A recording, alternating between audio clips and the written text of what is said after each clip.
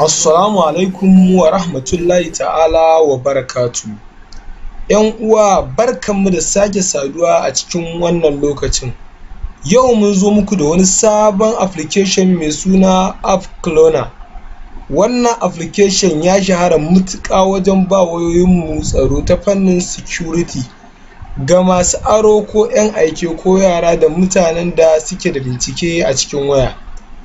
Application ne wanda zai ba mu dama mu canza icon ɗin kowane irin application a cikin wayarmu, ta yanda mutum ko da ya anshi wayarmu in ba mu muka faɗa masa yanda muka tsara abu ba zai taɓa iya gane ko da kyamara ba.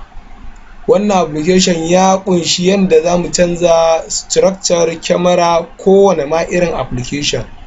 To ku dai biyo mu daga farkon bidiyon nan har ƙarshe don ganin yadda za ta kaya. Ku danna alamar subscribe da share da like. Mun gode.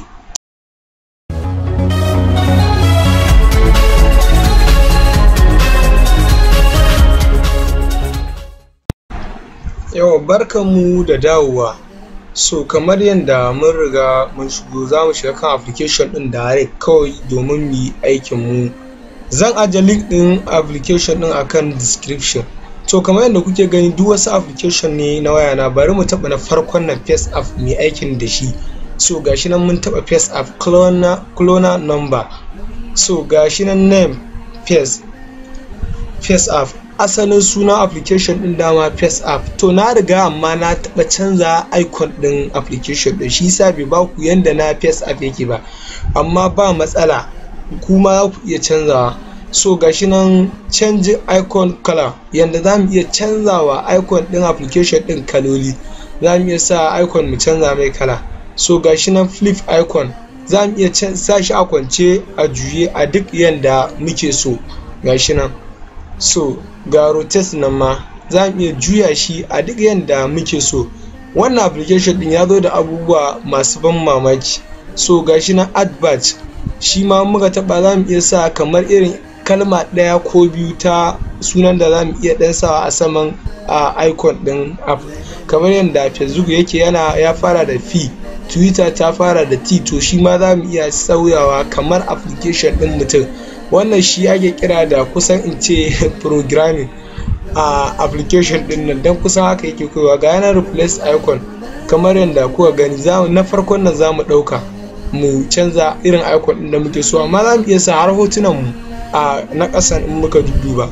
So gashi nan duk application, amma ban canza ba tunda na riga na taɓa canzawa. Na taɓa canza icon ɗin. Gashi nan yanda dai kuka gani FAROUQ, to amma kuma idan na install ɗin shi zai canza suna.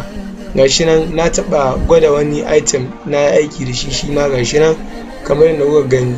So yanzu abin da ya rage mana mu installing cloning FAROUQ. Gashi nan.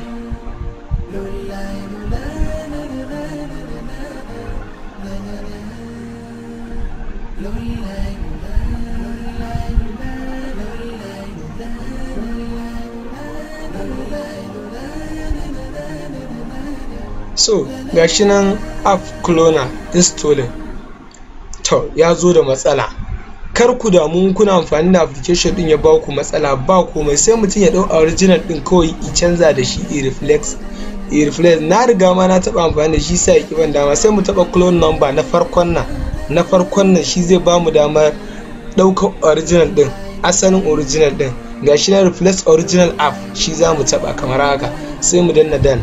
So yanzu idan ya riga yi zai ba mu dama ma mu installing. Yanzu yana running, zai canza application ɗin zuwa tsarin da muka ɗora shi, tunda kamar muna yin programming ɗin shi ne.